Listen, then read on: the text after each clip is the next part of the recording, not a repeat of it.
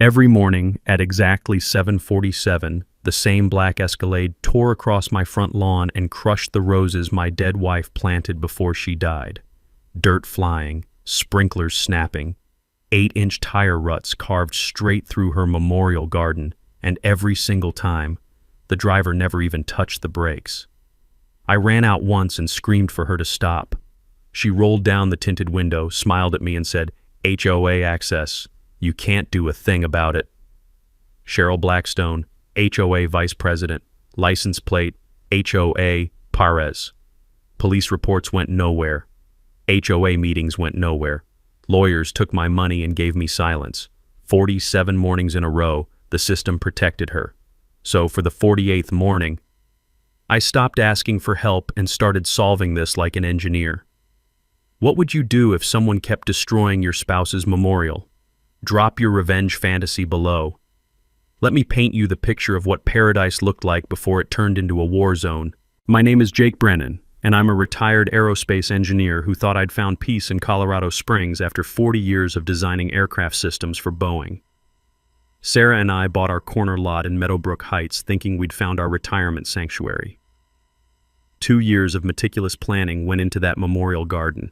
Heirloom roses from her grandmother's farm in County Cork, Ireland, native Colorado wildflowers that bloomed in synchronized waves, and a hand-carved granite bench where I'd drink my morning coffee while watching hummingbirds visit her carefully positioned feeders. The smell of pine sap and mountain air filled our mornings like nature's own aromatherapy.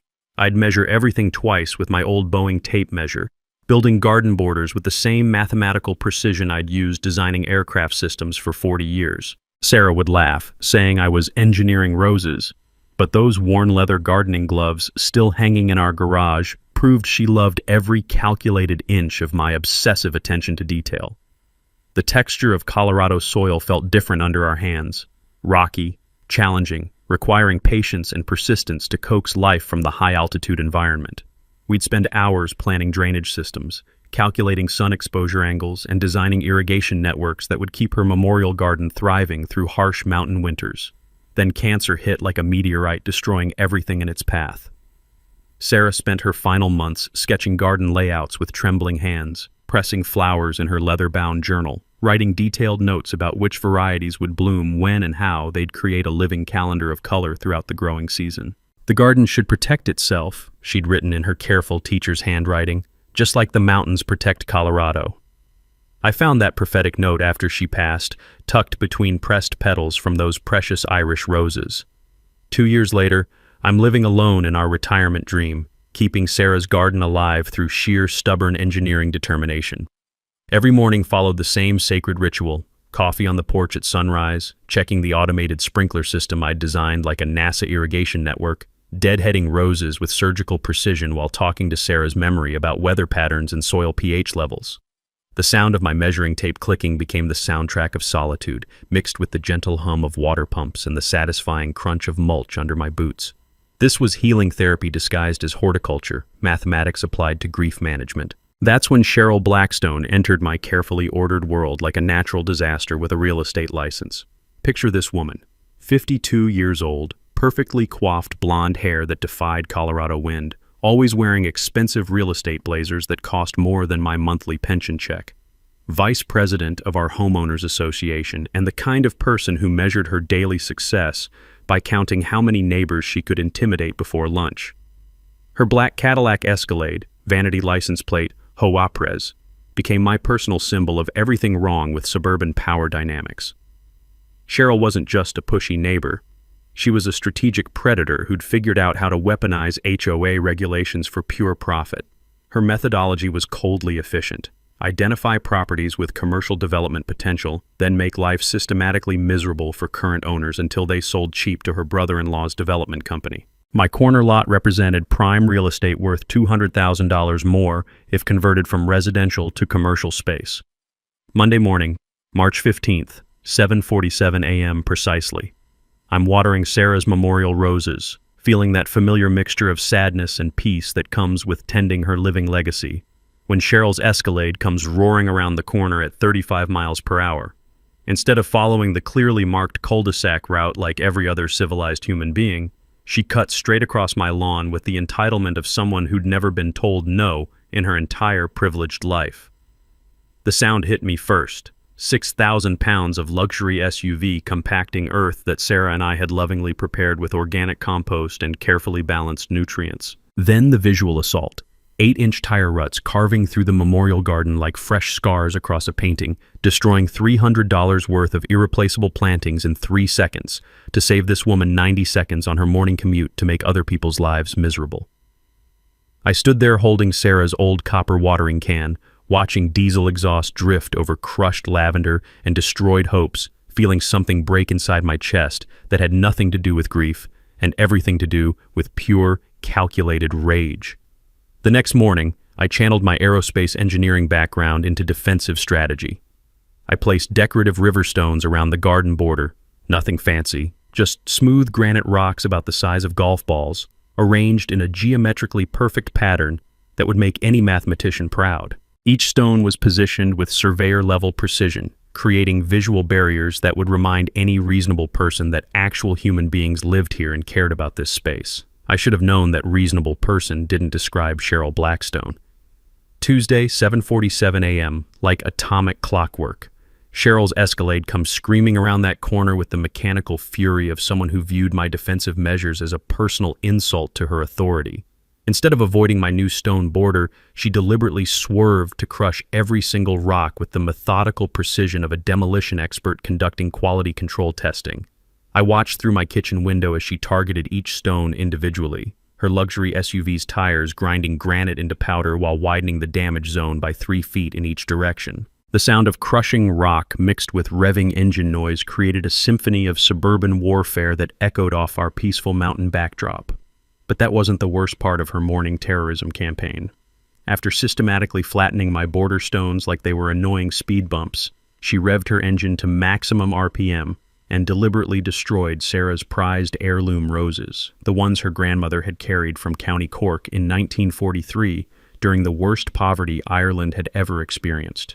These weren't just flowers, they were living genetic treasures, botanical survivors that had endured the Irish potato famine, 2 world wars, immigration to America, and decades of careful cultivation by 3 generations of strong women. Each bloom carried DNA that couldn't be replicated, stories that couldn't be replaced, memories that couldn't be purchased from any garden center catalog. Gone. Mulched under Cheryl's tires like they were common weeds instead of irreplaceable family heirlooms worth more than her monthly car payment. The financial calculation hit like a precision-guided missile. $400 minimum to replace, assuming I could even locate comparable heirloom varieties from specialty growers who maintained historical rose genetics. 6 months minimum growing time to regrow what had taken decades to develop into full maturity. But the emotional devastation cut deeper than any spreadsheet could quantify when I found Sarah's garden journal that evening, open to a page where she'd pressed petals from those exact roses with museum-quality care. County Cork survivors, she'd written in her careful teacher's handwriting, using the fountain pen her students had given her for retirement. Living proof that beautiful things can endure anything if they're protected properly. Not anything, apparently. Not Cheryl Blackstone's morning temper tantrum disguised as transportation convenience. Time for engineering countermeasures. I installed an $800 professional security camera system with motion detection capabilities, GPS coordinate tracking, and military-grade timestamp documentation. My aerospace background proved invaluable. I positioned those cameras like a satellite surveillance network, covering every possible angle with overlapping fields of view that would make NASA proud. Each violation would be documented with courtroom-quality evidence, measured with scientific precision, and filed in both digital and hard copy formats for future legal action.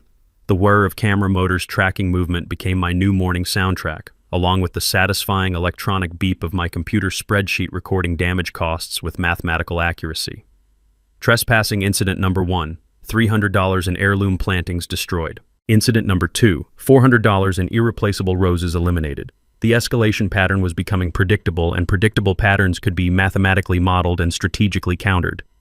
But Cheryl discovered my surveillance network faster than I'd calculated in my threat assessment planning. Thursday morning, she storms up to my front door with the confident aggression of a federal prosecutor approaching a hostile witness. Turns out she'd noticed the cameras during her Wednesday morning violation routine and had prepared a legal counterattack worthy of someone married to the HOA's general counsel. "Those cameras better disappear within 24 hours, she announced with courtroom authority, waving a manila folder full of official-looking documents that appeared legitimate to casual inspection.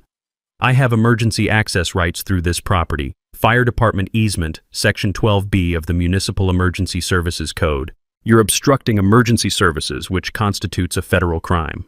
She produced paperwork that looked professionally prepared, official county letterhead, embossed seals, legal terminology designed to intimidate homeowners who lacked legal training. Emergency vehicle access, she claimed with prosecutorial confidence, required completely unrestricted passage through my corner lot for fire trucks, ambulances, and police vehicles. Any barriers whatsoever, including security cameras, constituted willful obstruction of emergency services, punishable by substantial federal fines and potential criminal prosecution. "Document everything," I told her calmly, remembering Sarah's advice during her cancer treatment when dealing with insurance companies and medical bureaucrats. My dead wife taught me that paper trails protect innocent people from institutional bullying. Cheryl's perfectly applied makeup couldn't hide the momentary flash of genuine anger in her cold eyes at my refusal to be intimidated by her legal theater performance. 3 days later, Cheryl escalated to full legal warfare. The certified letter arrived with all the bureaucratic flourishes designed to intimidate ordinary citizens: official HOA letterhead, sequential case numbers, multiple official stamps, and citations of made-up aesthetic guidelines requiring pre-approval for all security installations exceeding standard residential norms. $200 per day in accumulated fines until the cameras disappeared completely. The documentation looked professionally prepared because Brad Blackstone, Cheryl's husband and our HOA's legal counsel, had crafted every intimidating word with law school precision. This wasn't random harassment. This was systematic legal intimidation designed to bankrupt anyone who dared challenge Cheryl's authority through financial attrition rather than actual legal merit. I dealt with government bureaucracy during my 40-year Boeing career, navigating FAA regulations and military contract requirements that could ground entire aircraft programs over paperwork technicalities. But HOA politics operated on a completely different level of creative corruption that made federal agencies look transparent and accountable by comparison. The board rubber-stamped Cheryl's complaint without discussion, debate, site inspection, or even basic fact-checking. $6,000 in accumulated penalties unless I voluntarily removed the only protection my property possessed against ongoing vehicular assault. They'd engineered a perfect legal catch-22. Document the violations to build a criminal case, or accept financial ruin by removing the documentation system. Classic authoritarian strategy: make resistance more expensive than compliance. But Cheryl had fundamentally underestimated my technical background and stubborn engineering persistence. 40 years of aerospace work teaches you to read complex technical documents with microscopic attention to detail and obsessive fact-checking protocols.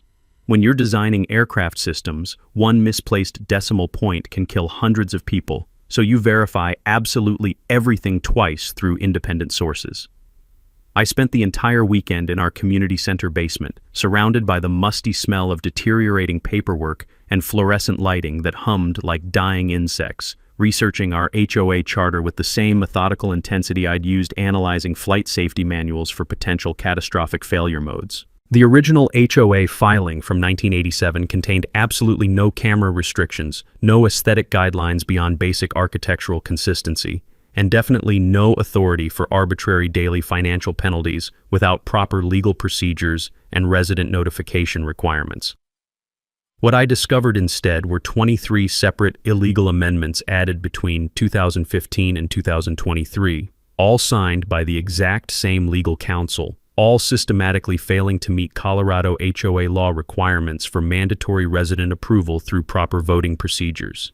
Here's the crucial knowledge nugget that changed everything. Colorado Revised Statute 3833.308 requires 67% resident approval for any HOA bylaw modifications or enforcement policy changes. Cheryl's amendments had never achieved this legal threshold. In fact, most neighborhood residents had never even been notified that votes were supposedly taking place. Translation: every fine, every regulation, every enforcement action from the past 8 years was completely invalid under Colorado state law. But the real smoking gun evidence came when I cross-referenced all the legal signatures against public records. Brad Blackstone, Cheryl's husband, an obvious co-conspirator, was the attorney who'd personally written all 23 illegal amendments while serving as our HOA's supposedly neutral legal counsel. Massive conflict of interest violations that could invalidate our entire community's legal structure and potentially trigger state attorney general investigations. The scratch of my pencil on engineering calculation paper filled those late-night research sessions as I began sketching preliminary trebuchet designs and defensive installation possibilities. Colorado's Make My Day law kept surfacing in my legal research like a mathematical constant. Property owners possessed broad authority to use reasonable force protecting their land from ongoing vehicular threats. Reasonable force. Those two words stuck in my analytical mind like an elegant equation begging to be solved through practical engineering application. Tuesday morning brought Cheryl's next predictable escalation. She confronted me during my sacred coffee ritual with the clicking aggression of expensive heels on concrete like a countdown timer measuring approaches to inevitable conflict. "Remove those cameras immediately or face serious legal consequences," she announced with prosecutorial authority, brandishing yet another manila folder of threatening documentation designed to intimidate people who hadn't spent decades dealing with government regulatory agencies. "I'll see you in court," I replied with the calm confidence of someone who'd actually read the relevant statutes instead of relying on intimidation tactics. "Bring your marriage certificate. Explaining conflict of interest should prove interesting to State Bar Association investigators." Her perfectly composed expression cracked for exactly 2.3 seconds before professional mask reasserted itself. She'd assumed she was dealing with another frightened homeowner, not someone with technical skills necessary to audit legal documents and persistent enough to actually follow through on threats. "You have 48 hours, she snapped, then stormed back toward her Escalade with the frustrated energy of someone whose bluff had been called by superior preparation. I watched her drive away, noting the nervous acceleration pattern that suggested I'd struck a significant psychological blow against her confidence in this intimidation campaign. That evening, I opened Sarah's garden journal to the page containing her sketched defensive garden borders. Cheryl's nuclear option arrived 2 weeks later disguised as community service. I was enjoying my sacred morning coffee ritual when a military convoy of commercial lawn equipment rumbled up my street like mechanized infantry preparing for suburban conquest. Bulldozers, industrial wood chippers, commercial-grade mowers, and a massive dump truck, all bearing the professionally painted logo of Blackstone Property Management Company. Her husband's business, naturally. The conflict of interest web kept expanding like a perfectly engineered conspiracy. "Emergency dangerous vegetation removal," Cheryl announced from her air-conditioned Escalade command center, waving official-looking paperwork through her tinted window like a general ordering artillery bombardment. "HOA emergency authority for immediate community safety improvement measures. Your memorial garden violates multiple fire safety codes and insurance liability requirements." Complete legal fiction delivered with the confident authority of someone who'd never been challenged by anyone with actual knowledge of municipal fire safety regulations. I watched in helpless, calculating rage as a massive bulldozer carved through Sarah's 15-year-old Japanese maple, the anniversary tree we'd planted to celebrate surviving cancer treatments together, the majestic centerpiece that shaded our morning coffee conversations and provided sanctuary for 3 generations of nesting birds. The operator treated this living monument like an annoying obstacle, uprooting decades of growth in 30 seconds of mechanical violence. But the real emotional devastation came when heavy machinery cracked Sarah's memorial stone. Hand-carved Colorado granite featuring her favorite philosophical quote, "Love grows best in little gardens, surrounded by strong protective walls." The bulldozer's steel blade caught it wrong during soil grading operations, splitting the precious stone down the middle like a broken heart carved in mountain rock. Everything Sarah had dreamed about, everything we'd built together through 23 years of marriage, systematically obliterated under the false pretense of community beautification by people who measured beauty purely in terms of property values and development potential. The industrial growl of diesel engines mixed with the sharp crack of splitting wood, the nauseating crunch of memorial flowers being processed into organic mulch, and the soul-crushing sound of my wife's legacy disappearing under bureaucratic justification for pure vandalism. Total damage assessment, impossible to calculate in mere dollars. The emotional anchor connecting me to my deceased wife's memory, systematically destroyed by people who viewed love as a fire hazard requiring immediate remediation. I called Colorado Springs Police Department immediately. Officer Martinez arrived within 20 minutes, surveying the organized destruction with the professional sympathy of someone who'd witnessed too much petty cruelty disguised as legal authority throughout his law enforcement career. "I completely understand your frustration, Mr. Brennan," he said with genuine empathy, official notepad ready for incident documentation. "But HOA authorization significantly complicates any potential criminal charges here. Property destruction requires proving malicious intent to damage, and she's presenting paperwork claiming legitimate community improvement activities." However, Officer Martinez mentioned something legally significant during his official report that would fundamentally change my strategic thinking. Colorado's property defense laws, he explained with careful professional neutrality, were considerably broader than most citizens realized or most criminals expected. Colorado Revised Statute 18-1-704.5 specifically allowed reasonable defensive force to protect private property from ongoing vehicular threats, including repeat trespassing by the same individuals using motor vehicles as weapons of intimidation. "Sometimes Colorado law protects property owners much more comprehensively than people think," he said quietly while handing me his professional contact card. "Might be worth consulting a qualified attorney about legal defensive installations and property protection rights." Those words would prove prophetic within 72 hours. That evening, I transformed my grief into precision engineering fury. The familiar smell of sawdust and machine oil began filling my garage workspace as I channeled devastating emotional energy into mathematical calculations for medieval siege equipment design principles. Sarah's garden journal lay open beside my engineering workbench like a spiritual blueprint, her pressed flowers serving as silent witnesses to my tactical planning sessions. Trebuchet physics became my obsessive focus. Kinetic energy equals mass times velocity squared. Gravitational potential energy converts to projectile momentum through mechanical advantage systems. A 2,000-pound counterweight falling 8 feet through Earth's gravitational field generates exactly 16,000 foot-pounds of energy, sufficient force to launch a 20-pound granite projectile at 60 miles per hour with artillery-grade accuracy across 50-yard targeting distances. My neighbor Fred knocked on my garage door around 9 p.m., drawn by the sounds of serious construction activity echoing through our quiet residential neighborhood. "Jake, that definitely looks like medieval siege equipment under construction," he observed with the practical appreciation of someone who'd spent 40 years operating precision machinery for automotive manufacturing. "It's kinetic sculpture," I replied without looking up from trajectory calculation spreadsheets. "Artistic expression of defensive gardening concepts combined with historical military engineering appreciation."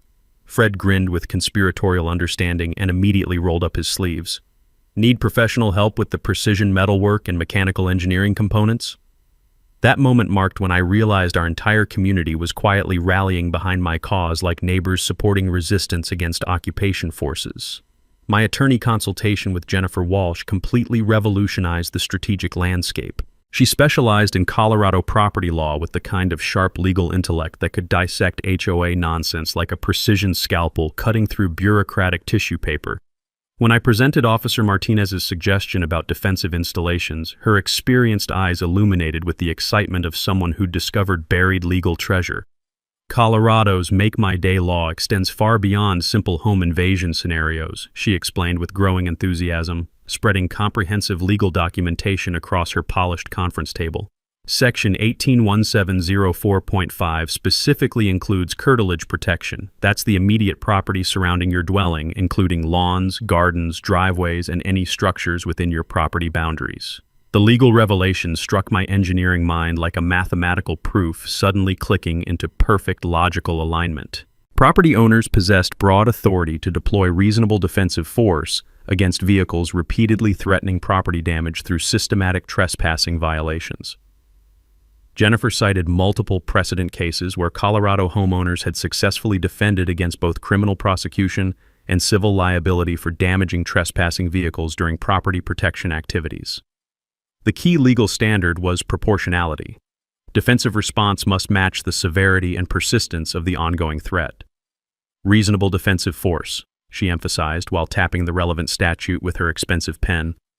20-pound granite projectile versus 6,000-pound luxury SUV definitely qualifies as proportionate response under established Colorado legal precedent and judicial interpretation. But the real strategic power shift emerged from Officer Martinez's off-the-record intelligence sharing during his follow-up property inspection visit. He revealed information that made my analytical engineering mind buzz with tactical possibilities I hadn't previously considered. Cheryl Blackstone has accumulated 12 documented speeding violations within this specific neighborhood jurisdiction alone, he confided while carefully checking for potential eavesdropping surveillance.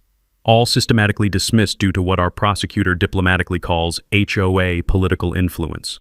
But there's an established pattern of vehicular trespassing charges that legally could have been filed under different circumstances. He discreetly showed me incident reports dating back 3 full years, documenting systematic boundary violations throughout Meadowbrook Heights. Cheryl had been conducting organized property trespassing campaigns against multiple residents, always deploying the same fraudulent excuse about emergency access rights, always achieving the same result through HOA legal intervention preventing prosecution. Her institutional protection won't continue indefinitely, Martinez warned, with the wisdom of someone who'd observed local political dynamics for decades. And when that protection finally ends, comprehensive documentation will prove absolutely critical for successful prosecution. That evening, I studied medieval siege warfare principles with the same methodical intensity I'd previously applied to aircraft hydraulic system design during my aerospace engineering career. Trebuchet mechanics, ballistic trajectory calculations, historical precedents for defensive siege equipment deployment became my obsessive research focus. Medieval castle defenders hadn't simply built passive walls. They'd engineered precision targeting systems capable of mathematical accuracy. Trebuchets weren't random weapons of destruction. They were sophisticated mathematical instruments designed for specific operational ranges, specific tactical targets, specific strategic outcomes.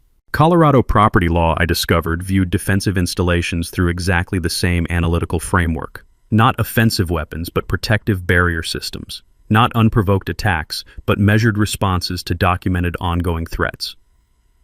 The Johnson versus Martinez precedent case became my legal foundation document. Property owners who meticulously documented repeated vehicular trespassing patterns could legally install defensive measures including kinetic barriers, specifically designed to disable threatening vehicles when other remediation efforts had systematically failed. Jennifer's comprehensive legal opinion letter became my insurance policy against future prosecution. Client's proposed defensive installation appears to fully comply with Colorado Revised Statute 181704.5 regarding proportionate property protection measures. Extensively documented pattern of systematic vehicular trespassing clearly justifies reasonable defensive countermeasures. Translation: my trebuchet design was completely legal under Colorado state law. The real emotional breakthrough occurred during late-night research when I discovered a page in Sarah's notebook I'd somehow never noticed before. Hidden between carefully pressed memorial flowers, she'd written prophetic words. Memorial Garden should protect itself, just like the mountains protect Colorado through avalanches and rock slides. Jake's engineering expertise can make this defensive dream become reality. She'd sketched defensive garden border designs that resembled artillery positions more than traditional landscaping.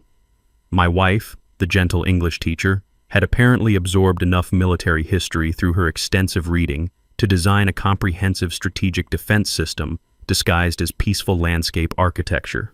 The power dynamic had shifted completely. Cheryl assumed she was intimidating a grief-stricken widower who could be controlled through legal paperwork and bureaucratic threats. Instead, she'd initiated conflict with a precision engineer who'd discovered that Colorado law actively supported his right to defend his wife's memorial using medieval siege equipment. Construction entered its final precision phase with the methodical intensity of a NASA mission launch preparation sequence. My garage transformed into engineering command headquarters, filled with the satisfying mechanical whine of professional power tools, shaping trebuchet components, and the sharp industrial smell of wood stain chemically bonding with metal polish in perfect atmospheric harmony. The underlying physics principles were elegantly beautiful in their mathematical simplicity. Trebuchet operation depends on gravitational potential energy converting to kinetic energy through mechanical advantage multiplication systems. My specific design utilized a precisely calculated 100-to-1 counterweight ratio 2,000 pounds of reinforced concrete blocks falling 8 feet through Earth's gravitational field to launch a 20-pound granite boulder with devastating ballistic accuracy. Fred's 4 decades of precision machinist expertise proved absolutely invaluable for the critical pivot mechanism engineering. Those specialized bearings had to handle massive rotational torque forces without mechanical binding, transferring energy with minimal thermodynamic loss through friction. Carol's comprehensive legal research uncovered additional precedent cases I'd missed during initial analysis, while Tom provided tactical insights about timing systems that could mathematically calculate vehicle speed and trajectory with artillery-grade precision. My projectile ammunition came from Rocky Mountain Stone Supply's Specialty Geological Department, perfectly spherical granite boulders, each weighing exactly 20 pounds with density tested for consistent ballistic flight characteristics. The quarry operations manager asked 0 questions when I explained I was constructing kinetic garden art installations celebrating Colorado's mining heritage. Testing phase commenced with comprehensive watermelon practice runs during carefully scheduled late-night sessions to avoid neighborhood disturbance. Curious neighbors began secretly gathering in darkened windows, watching my medieval siege machine achieve pinpoint targeting accuracy within a 6-inch radius at 50-yard combat distances. The deeply satisfying metallic thunk of counterweight dropping, followed by the whistling flight of projectiles, became our neighborhood's midnight entertainment programming. Legal strategy implementation required equal engineering precision and documentary thoroughness. I filed comprehensive defensive installation notification paperwork with the county sheriff's office, officially documenting my legal intent to protect private property using lawfully authorized defensive measures. Posted professionally printed warning signs every 10 feet along my complete property boundary, installed motion-activated surveillance cameras for total documentation coverage, and prepared a legal defense evidence folder thick enough to overwhelm any prosecutor. The financial calculations followed straightforward engineering mathematics. Total accumulated damage from Cheryl's systematic violations, $3,200 and escalating at $400 per destructive incident. Trebuchet construction materials cost, $800 for aerospace-grade components, $500 additional for comprehensive legal consultation services. Potential Escalade, total destruction value, $65,000, assuming direct projectile impact to engine compartment and passenger cabin structural areas. Return on investment calculation, 8,000% profit margin, not including the absolutely priceless psychological satisfaction of physics-based justice delivery systems. Maria's professional insurance industry expertise provided crucial intelligence about vehicle damage assessment procedures and claim denial protocols. Direct impact damage from projectile weapons during commission of criminal trespassing activities, she explained with technical authority, provides insurance companies with every legal excuse to deny coverage completely. Cheryl would face personal financial responsibility for total vehicle replacement costs. Strategic timeline planning required comprehensive tracking of Cheryl's professional schedule through publicly available real estate listing databases. Her biggest commission closing of the entire year was scheduled for Friday, May 14th, a $2 million luxury property transaction that would generate enough income to fund her development company's neighborhood acquisition project. High-stress day would naturally produce maximum aggressive driving behavior, creating perfect operational conditions for triggering my defensive response system. Camouflage strategy solved the final engineering challenge with elegant simplicity. HOA aesthetic guidelines specifically allowed artistic displays under 15 feet in height, and my trebuchet design qualified as kinetic sculpture, expressing historical themes of medieval defensive architecture and Colorado pioneer heritage. Even Cheryl couldn't legally complain about legitimate art installations without revealing her true intentions to control every aspect of neighborhood life. The completed machine's technical sophistication exceeded most NASA launch systems in terms of precision targeting capability. Integrated laser rangefinder for exact distance measurement, digital wind speed calculator for trajectory adjustment compensation, motion sensors for automatic target acquisition and tracking. My aerospace engineering background had created a defensive weapon system that belonged in the Smithsonian Institution, disguised as backyard garden art. Final testing protocols used pumpkins as practice ammunition since they accurately approximated the weight and aerodynamic flight characteristics of granite boulders without creating property damage liability during calibration procedures. Targeting accuracy remained mathematically consistent, impact zone predictable within 3 inches at operational combat range under normal atmospheric conditions. Sarah's memorial garden site watched over my final preparation activities like a spiritual blessing from beyond. Her cracked memorial stone caught morning sunlight through the damaged surface, those struggling Irish roses attempting to regrow from Cheryl's systematic destruction. The loyal hummingbirds continued visiting her feeders, tiny witnesses to the defensive system that would finally provide permanent protection for their peaceful sanctuary. My engineering mind deeply appreciated the poetic symmetry of the situation. Cheryl had chosen to violate my property using kinetic energy principles, 6,000 pounds of mass moving at 37 miles per hour. My defensive response would employ exactly the same physics, just more efficiently applied through superior engineering. Cheryl discovered my comprehensive warning sign system on Tuesday morning, and her response revealed the absolute depths of her pathological arrogance and complete disconnect from legal reality. Instead of reconsidering her daily property violation routine like any rational human being would, she organized a demonstration tour specifically designed to showcase my convenient access route to potential real estate investors and development company representatives. I observed from my strategic kitchen window position as 3 luxury vehicles followed her black Escalade across my memorial garden at progressively increasing speeds, like she was conducting an advanced masterclass in systematic trespassing techniques for profit-motivated criminals. Her enthusiastic sales pitch to the assembled clients was clearly audible through my deliberately opened windows, providing perfect audio documentation for future legal proceedings. Established emergency access easement provides secondary vehicular access to all adjacent properties, she announced with prosecutorial confidence, gesturing toward my legally posted warning signs like they were merely quaint neighborhood decorations. Previous property owner voluntarily agreed to community convenience corridor usage, extremely practical arrangement for emergency services response, and general traffic flow optimization. Pure criminal fabrication delivered with the smooth confidence of a seasoned confidence artist who'd perfected her technique through years of successful intimidation campaigns. But Cheryl's elaborate performance theater revealed her critical strategic error that would ultimately destroy her entire scheme. She was actively marketing my ongoing property violation as a permanent selling feature for adjacent development lots, creating multiple criminal witnesses to systematic trespassing while building completely false legal expectations for future property buyers who would discover the truth too late. My response followed established military communication protocols. Certified letter number 48 was delivered via registered mail with mandatory signature requirement and complete legal documentation. The warning message was mathematically precise and legally bulletproof. Property owner has activated comprehensive defensive systems in direct response to documented vehicular trespassing violations. Continued boundary violations may result in significant property damage, serious personal injury, or both consequences simultaneously. All defensive measures comply fully with Colorado Revised Statute 181704.5 regarding proportionate property protection.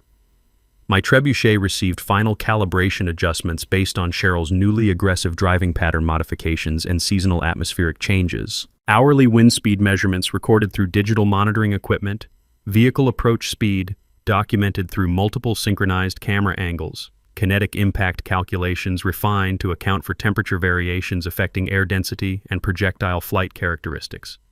The granite ammunition sat ready for deployment, 20 pounds of Colorado mountain stone, perfectly spherical geometry, tested for consistent ballistic properties and maximum structural damage potential. At 60 miles per hour impact velocity, kinetic energy transfer would exceed 36,000 foot-pounds of force, sufficient destructive power to completely demolish an entire engine block and passenger cabin simultaneously. But Cheryl's escalation campaign revealed a deeper conspiracy when I conducted comprehensive background research on the property tour participants. All 3 potential buyers represented her brother-in-law's development company through various shell corporation arrangements, and their supposed interest focused entirely on demolition cost estimates for existing residential structures rather than actual property purchase intentions. They weren't legitimate home buyers. They were advanced scouts for a comprehensive neighborhood conversion project with Cheryl serving as the primary acquisition specialist and intimidation coordinator. My corner lot represented the strategic keystone property, control my land, control the entire development plan and future profit margins.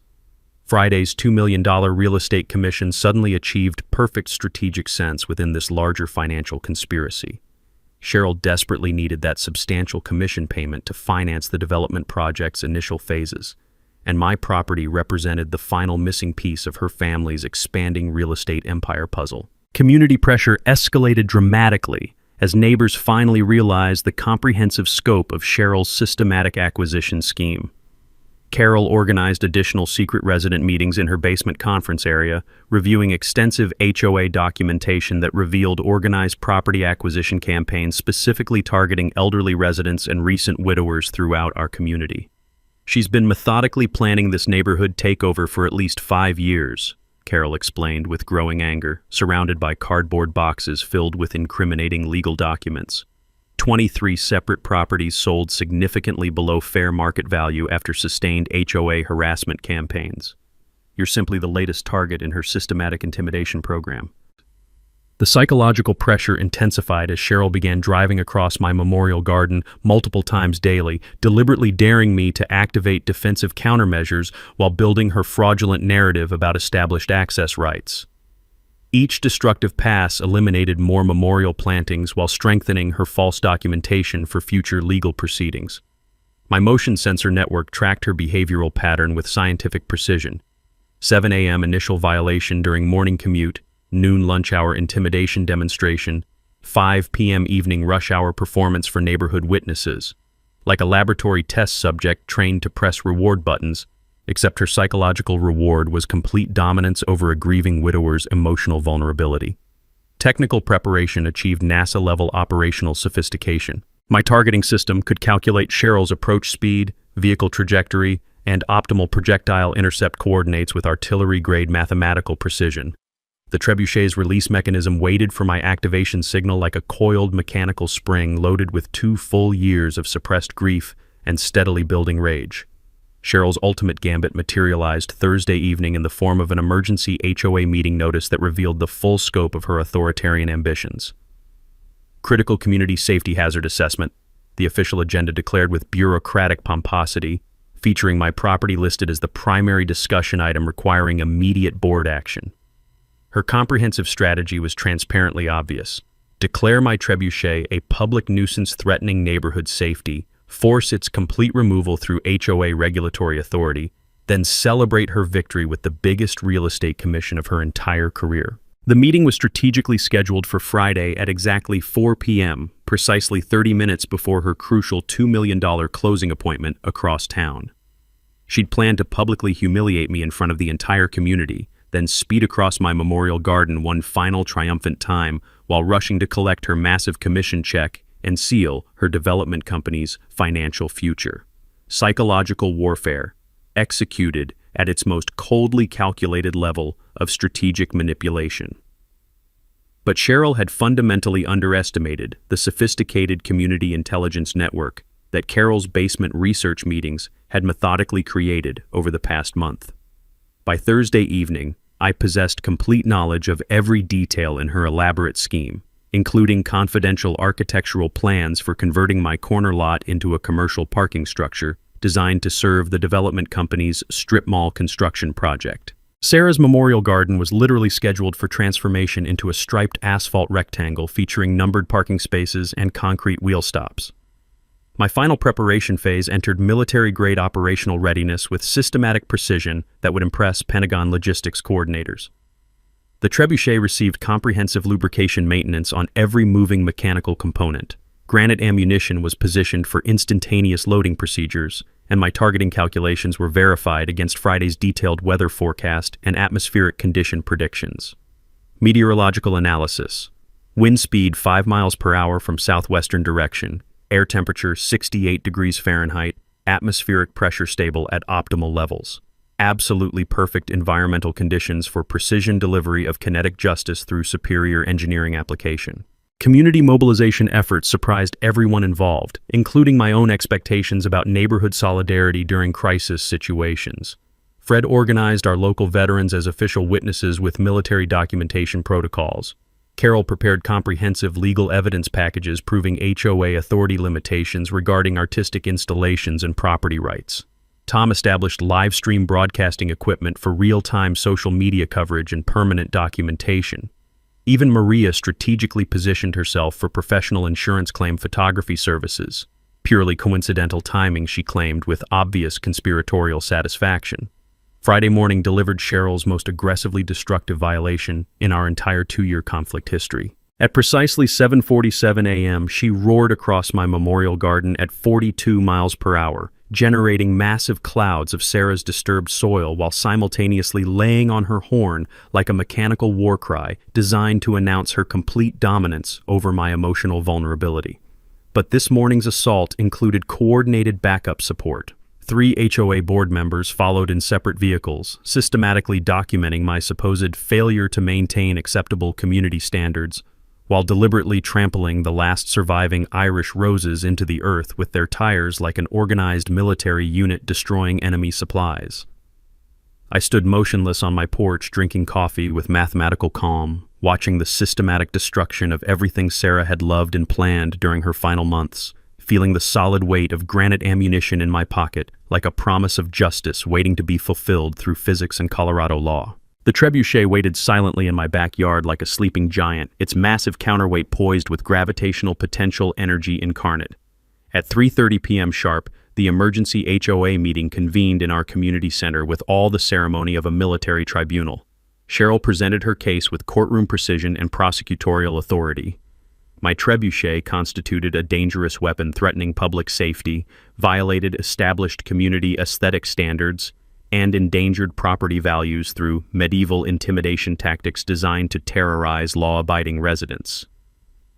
Mr. Brennan's obvious grief has clearly affected his rational judgment, she announced to the assembled residents with false sympathy masking pure calculation.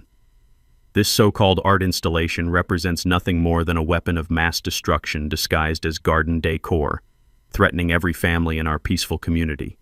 Board members nodded in rehearsed synchronization until Carol stood up with her comprehensive research folder and legal documentation. Motion to dismiss all proceedings, she declared with courtroom authority. Colorado Revised Statute 3833.308 requires 67% resident approval for any new regulatory restrictions. This meeting lacks proper legal notification, established quorum requirements, and fundamental legal authority to impose new restrictions. Her meticulous legal research had uncovered the nuclear option that would destroy Cheryl's entire power structure. Every single HOA action from the past 8 years was completely invalid due to systematically improper procedures and unauthorized regulatory overreach. The meeting devolved into complete chaos as 23 residents simultaneously demanded immediate refunds for illegally imposed fines and penalties. Cheryl's carefully constructed empire crumbled in real time as her systematic corruption became undeniable to everyone present. 4:15 p.m. Cheryl stormed out of the meeting screaming threats about lawsuits and property rights while obsessively checking her expensive watch. Her $2 million closing waited across town, but first she had one final message to deliver. 4:37 p.m. precisely. Cheryl's black Escalade accelerated toward my corner lot with the mechanical fury of someone whose entire criminal empire had just collapsed in public humiliation. Engine roaring with 2 years of accumulated arrogance and desperate rage over her complete HOA meeting defeat. My sophisticated motion sensor network detected vehicle approach at exactly 47.3 miles per hour, faster than any previous violation, fueled by pure psychological desperation to reassert dominance through vehicular intimidation. Absolutely perfect targeting data for an aerospace engineer's calculated revenge operation. I stood calmly on my porch with coffee cup steady in my hand, watching my trebuchet's precision laser rangefinder automatically lock onto its approaching target with mechanical inevitability. The magnificent machine had been waiting for this exact moment with patient mechanical precision, massive counterweight suspended in gravitational potential, throwing arm cocked at optimal angle, granite ammunition loaded and ready for physics-mandated delivery of medieval justice. Cheryl's Escalade crossed my property boundary traveling 47.3 miles per hour according to my digital speed calculation systems. Motion sensors triggered my targeting computer. 2,000-pound counterweight began its inevitable 8-foot gravitational descent toward Earth's center. Pure physics assumed complete control from that moment forward. The counterweight fell with mathematical certainty, transferring exactly 16,000 foot-pounds of gravitational energy through precision-engineered mechanical advantage systems. My throwing arm snapped forward like medieval lightning concentrated into mechanical form, launching 20 pounds of Colorado granite in a perfect parabolic trajectory toward mathematical destiny and poetic justice. Flight time, 2.8 seconds of suspended anticipation. Impact velocity, 58 miles per hour of concentrated kinetic energy. Force at contact, 36,000 foot-pounds focused into one perfectly spherical piece of mountain stone. Catastrophic impact. The granite boulder smashed through Cheryl's windshield with the explosive sound of expensive German safety glass, disintegrating into geometric fragments scattered across my memorial garden, like crystal confetti celebrating victory. Her luxury vehicle's roof caved inward as 20 pounds of mountain stone transferred its complete kinetic energy into structural destruction, trapping her in the driver's seat like a metal coffin designed by physics and justice. The engine compartment crumpled with satisfying metallic violence as the boulder continued its momentum-driven trajectory, completely crushing the engine block and destroying everything forward of the firewall in spectacular mechanical devastation. 6,000 pounds of luxury SUV transformed into twisted metal sculpture in the space of one perfect engineering moment that would replay in my memory forever. Cheryl's Escalade skidded sideways across my lawn, front bumper torn completely away. Hood accordion pleated against the passenger compartment with artistic precision. Steam hissed dramatically from the destroyed cooling system, while various automotive fluids leaked rainbow patterns into Sarah's memorial soil like mechanical blood offering tribute to her memory. Total vehicle destruction, magnificently achieved through superior engineering and Colorado law. Witnesses materialized from every direction like they'd been strategically positioned for this climactic moment. 12 neighbors with smartphones recording everything in high-definition glory. Fire department personnel arriving for Tom's perfectly timed emergency call about a serious vehicle accident. 3 potential buyers who'd followed Cheryl from the HOA meeting, cameras documenting the spectacular end of her real estate empire in real-time social media coverage. Carol positioned herself with professional-grade video equipment capturing every detail while Fred live-streamed directly to his engineering forum community. Even Officer Martinez appeared with suspiciously perfect timing, surveying the mechanical wreckage with barely concealed professional satisfaction. I walked with measured calm from my porch toward the destruction zone, my footsteps crunching rhythmically on safety glass scattered like crystal celebration across the lawn where Sarah's roses had once grown in peaceful beauty. Cheryl sat trapped in her driver's seat, screaming through the caved-in roof opening with the hysteria of someone whose entire world had just collapsed. "You tried to murder me! I'm calling the police immediately! This is attempted homicide with a medieval weapon!" "Ma'am," I replied with aerospace engineer precision and mathematical calm, "you've been officially warned 47 documented times about activated defensive systems protecting this private property. This represents reasonable defensive force under Colorado Revised Statute 181704.5 regarding proportionate property protection. This is completely insane. You cannot just destroy people's expensive cars with medieval siege weapons. This is Colorado property law," I continued with educational patience, gesturing toward my professionally posted warning signs visible every 10 feet. Officer Martinez can explain the complete legal framework when he finishes documenting his incident report. The growing crowd buzzed with excitement as social media alerts spread through our neighborhood like wildfire. Tom's live stream hit 15,000 viewers in real time, comments exploding with enthusiastic support. "Play stupid games, win stupid prizes," and "Justice served medieval style," and "Engineer beats Karen with pure science." My evidence presentation began immediately with projecting doorbell footage onto my garage door using the portable screen system I'd prepared specifically for this triumphant moment. The aftermath unfolded with the satisfying precision of a perfectly executed engineering system delivering exactly the results predicted by mathematical calculations. Cheryl's completely destroyed Escalade was towed away as a total loss. $68,000 of twisted luxury metal that her insurance company refused to cover due to standard criminal activity exclusions and driver liability for illegal trespassing violations. Criminal charges materialized faster than even I had anticipated through my legal research. Vehicular trespassing, systematic property destruction, reckless endangerment, fraud, 47 meticulously documented violations finally caught up with Cheryl Blackstone's 2-year reign of suburban terror. Her real estate license was immediately suspended pending comprehensive fraud investigations into those elaborate fake emergency access documents and systematic client deception practices. The crucial $2 million closing completely canceled when Cheryl failed to appear, trapped instead in legal proceedings that would consume the next 18 months of her previously comfortable life. Her massive commission evaporated along with her brother-in-law's development company dreams and their systematic neighborhood acquisition scheme. Colorado's Victim Rights Compensation Program provided the most satisfying vindication. The State Attorney General's office reviewed my comprehensive case documentation and awarded full reimbursement for all property damage, legal consultation fees, and emotional distress compensation. $8,000 in direct monetary compensation, plus complete coverage for attorney costs and court filing fees. My property value increased 15% virtually overnight as news spread through real estate networks. Apparently, trebuchet-protected neighborhoods became an unexpected marketing advantage that property agents couldn't ignore. 3 additional residents installed their own defensive systems, legal catapults, decorative protective moats, and artistic barrier installations that effectively discouraged casual trespassing throughout our community. The HOA underwent complete organizational transformation through emergency democratic elections. The entire corrupt board was removed and replaced with residents who actually read legal documents before signing them.